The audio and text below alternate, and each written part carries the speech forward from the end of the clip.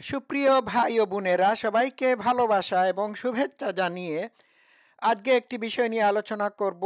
তো আমি একটি রিলায়েবল সোর্স থেকে আহ, এই বিষয়টি নিয়েছি। বিষয়টি হলো যে সারা দেশ আজকে সারা দেশ আজকে আইসিসের জঙ্গিদের দখলে চলে গেছে। শুধুমাত্র ইসলামিস্ট জামাতিরা যে দেশ দখল করেছে এমনটি না।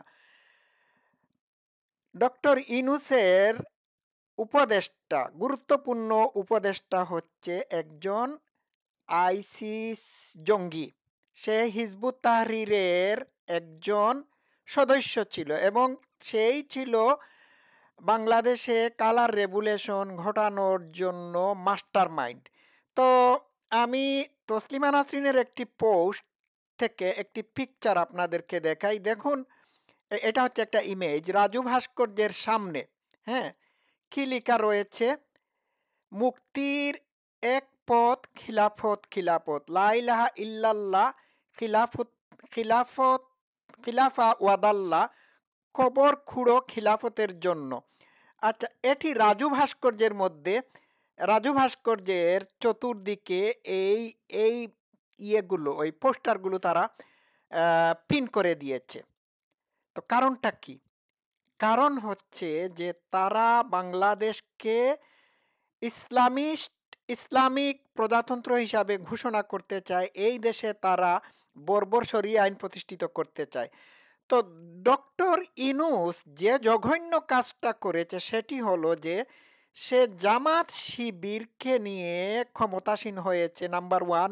নাম্বার টু, নিষিদ্ধ ঘোষিত হিজবুত তাহরির এবং জামাতি ইসলামের উপর থেকে সে সকল প্রকার নিষেধাজ্ঞা তুলে নিয়েছে এবং তাদেরকে রাজনীতি করার অবাধ সুযোগ দিয়েছে।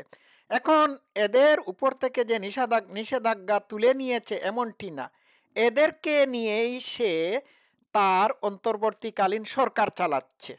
বুঝতে পারছেন? আমি তো মাহফুজ আলমের কথা বললামই, এবং এই মাহফুজ আলমকে সে সারা বিশ্বের কাছে মাস্টার মাইন্ড হিসাবে ইন্ট্রোডিউস করেছে। বুঝা গেল? তো যে হিজবুত তাহরির সারা পৃথিবীতে নিষিদ্ধ, সেই হিজবুত তাহরিরের উপর থেকে নিষেধাজ্ঞা তুলে নিয়েছেন আমাদের ডক্টর ইউনূস। বিষয়টা বুঝতে পেরেছেন? সে ডক্টর ইউনূস যে আমেরিকায় গিয়ে ক্লিনটন ফাউন্ডেশনে হিজবুত তাহরিরের একজন জঙ্গিকে পরিচয় করিয়ে দিয়েছিলেন, সেই খুদ আমেরিকাতেই হিজবুত তাহরির নিষিদ্ধ। কোথায় আছেন আপনারা? তো আমি একটা একটা করে আলোচনা করব। তো এই হচ্ছেন আমাদের ডক্টর ইউনূস। এখানে যে বলা হয়েছে খবর খুঁড়ো খিলাফতের জন্য লড়ো, কাদের খবর খুঁড়তে হবে? জামাত ইসলামের, সরি, আওয়ামী লীগ, বিএনপি, নন ইসলামিস্ট রাজনৈতিক দলের মানুষদের জন্য খবর খুঁড়তে হবে। এটাই তো তারা বলছে।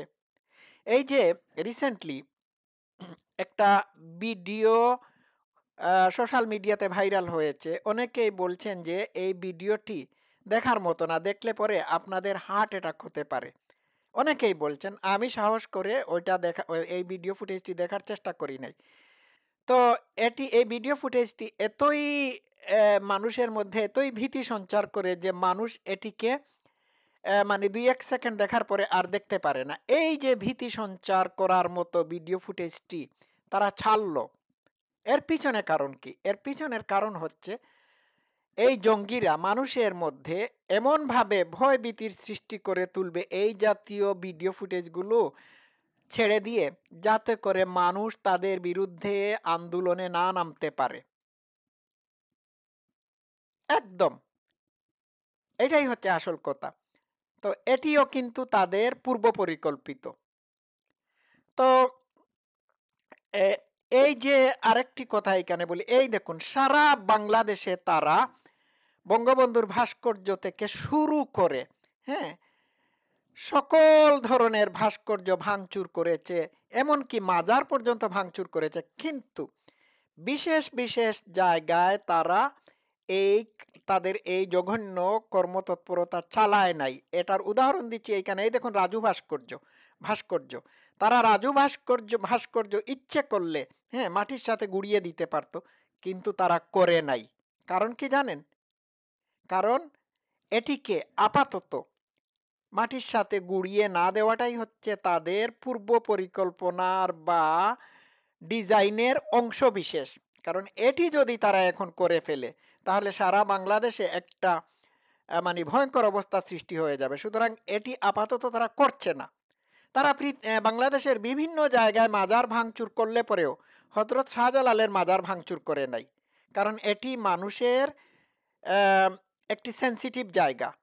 তো এইগুলো কিন্তু তাদের পূর্ব পরিকল্পনার অংশবিশেষ। মাজার ভাঙচুর করা যেভাবে তাদের পূর্ব পরিকল্পনার অংশবিশেষ, ঠিক একইভাবে শাহজালালের মাজার ভাঙচুর না করাও তাদের পূর্ব পরিকল্পনার অংশবিশেষ। বঙ্গবন্ধু শেখ মুজিবুর রহমানের ভাস্কর্য থেকে শুরু করে বিভিন্ন জায়গায় মুক্তিযুদ্ধের স্মৃতি বিজড়িত ভাস্কর্য বা অন্যান্য জায়গাগুলো ভাঙচুর করে মাটির সাথে মিশিয়ে দেওয়া যেভাবে যেভাবে তাদের পরিকল্পনার অংশবিশেষ, সেইভাবে রাজু ভাস্কর্যকে ভাঙচুর না করাও তাদের পরিকল্পনার অংশবিশেষ। তারা এখন এটি করবে না। তো বিষয়টা বুঝতে পারছেন, এই সবগুলো তাদের পূর্ব পরিকল্পনার অংশ। পুরা তাদের পুরা মুভমেন্টটাই ছিল ডিজাইনড, ওয়েল প্ল্যান্ড, এবং এই ডিজাইন মুভমেন্টের সাথে আমাদের ডক্টর হবিজ জড়িত। আরেকটু আরেকটা অংশ বিশেষ দেখাই আপনাদেরকে। আম আমি আগেই বলেছি। আচ্ছা, এইটা দেখুন, এই দেখুন লা ইলাহা, এই দেখুন, দেখতে পাচ্ছেন? লা ইলাহা ইল্লাল্লাহু মুহাম্মাদুর রাসূলুল্লাহ। এটা হচ্ছে আইসিস জঙ্গিদের ফ্ল্যাগ। আচ্ছা, এখন সারা বাংলাদেশে আইসিস জঙ্গিদের পতাকা দেখা যাচ্ছে। হোলি আর্টিজেনের মানুষকে জবাই করেছিল যে আইসিসেরা, এদেরই এখন অবস্থা। এই দেখুন, দেখতে পাচ্ছেন? এটা কিসের পতাকা? লা ইলাহা ইল্লাল্লাহ, দেখতে পাচ্ছেন? হ্যাঁ? তো এই দুঃখজনক হলেও সত্য, এই ইনুসের হাত ধরেই সারা বাংলাদেশ এখন আইসিসের দখলে চলে গেছে। এই দেখুন, আবার আরেকটা দেখাই। এই দেখতে পাচ্ছেন? এটা কিসের পতাকা ভাই? এটা কি?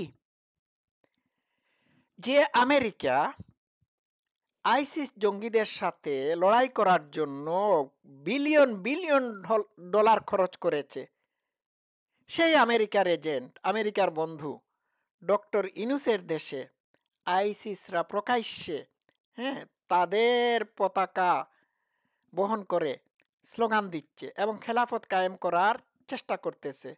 তাহলে কি ইনুস আইসিস জামাতে ইসলামের নতুন খলিফা? দেখতে পাচ্ছেন? আর একটু দেখাই। হ্যাঁ, এই দেখুন। আচ্ছা, এটা দেখালাম। আরেকটু দেখাচ্ছি। আরেকটু তো দেখাতে হবে। এই দেখুন। এটা দেখাইছি। দেখতে পাচ্ছেন? দেখতে পাচ্ছেন? লা ইলাহা ইল্লাল্লাহু মুহাম্মাদুর রাসূলুল্লাহ। হুম?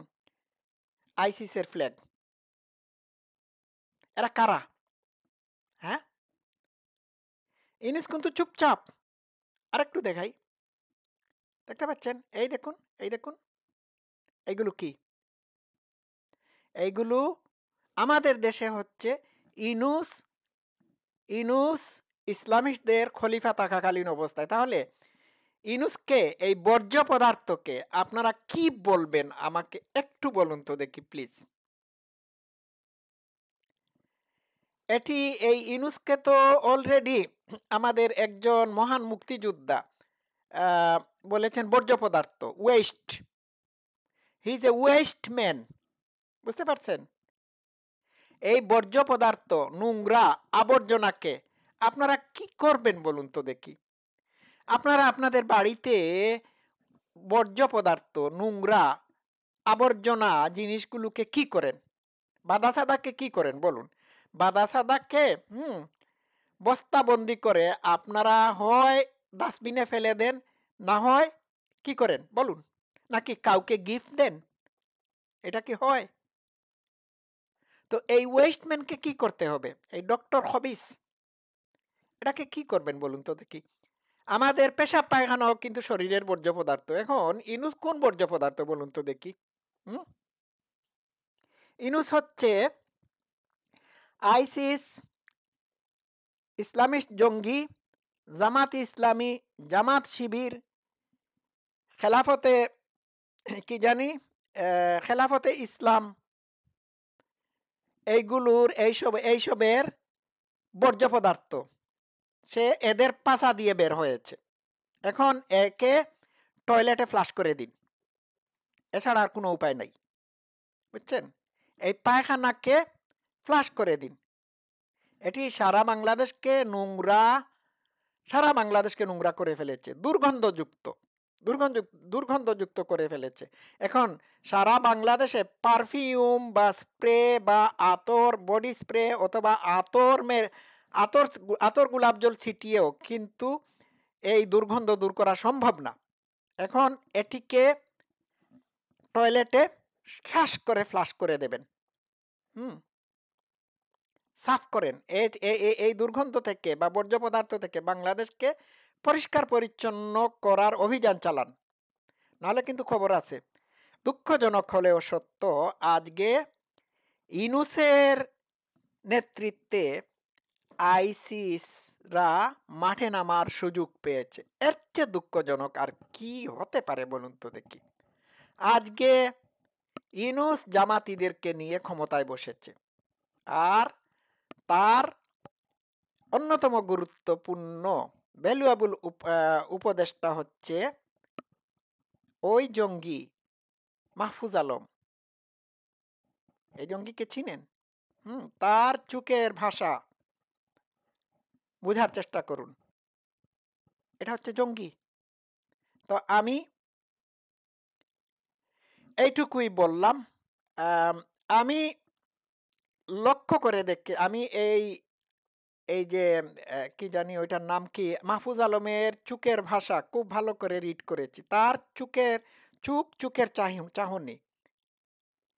এটির ইমেজের সাথে আমি নেতানিয়াহু, হিটলার, তারপর ইরানের নিহত খামেনি, খুমেনি, হাসান নাসরুল্লাহদের চোখের ইমেজ একত্রিত করে দেখেছি। এদের সবার চোখের ইমেজ একই রকমের। সুতরাং বুঝতেই পারছেন, চোখ যে মনের কথা বলে। এরা ভয়ঙ্কর। এদের চোখের মধ্যে এক ধরনের সম্মোহনী শক্তি আছে, পাওয়ার আছে, যেটির মাধ্যমে তারা এক্সকিউজ মি মানুষকে হিপনোটাইজ করে ভয়ঙ্কর পথে নিয়ে যায়। এই হচ্ছে ওই মাহফুজ আলম হচ্ছে এইরকমই একটি ভয়ঙ্কর মানুষ। তো আজকে এই পর্যন্ত থাকুক। তো যাওয়ার আগে আমি বলি, ডাস্টবিনে ফেলার যে বর্জ্য পদার্থ ডাস্টবিনে ফেলার জন্য আপনারা রেডি থাকুন। ভাই জলদি করেন, তাড়াতাড়ি করেন, হারি আপ। সবাই ভালো থাকবেন। Love you all. Thank you so much. আচ্ছা, গেল।